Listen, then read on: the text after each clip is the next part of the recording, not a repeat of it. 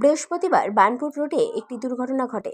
এই দুর্ঘটনায় একটি চলন্ত টোটোর ওপর পড়ে যায় একটি শুকনো গাছের ডাল। তবে এই টোটোতে একজন মাত্র মহিলা প্যাসেঞ্জারই ছিল, যিনি অল্পের জন্য বেঁচে যান। টোটো চালকও অল্প বিস্তর আঘাত পান, তবে বড়সড় দুর্ঘটনা থেকে বেঁচে যান। গাছটি সরিয়ে নেয় পুলিশ এবং কিছুক্ষণের জন্য এই ঘটনাকে ঘিরে যানজটেরও সৃষ্টি হয়। ওই অঞ্চলে যানজটের সৃষ্টি হয়।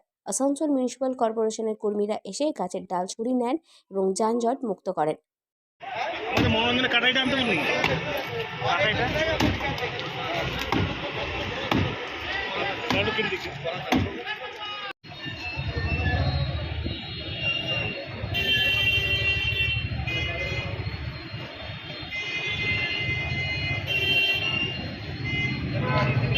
পড়ে গেল, আমি রাস্তায় যাচ্ছিলাম।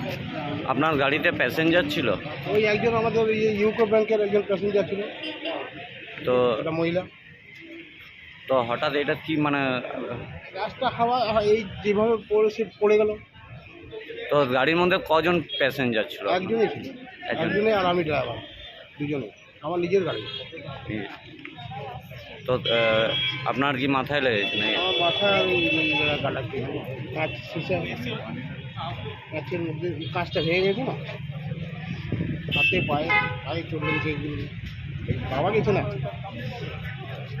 আপনার নাম কি? আমার নাম জীবন কুমার। বার্নপুর থেকে সঞ্জয় যাদবের রিপোর্ট, 99 নিউজ বাংলা।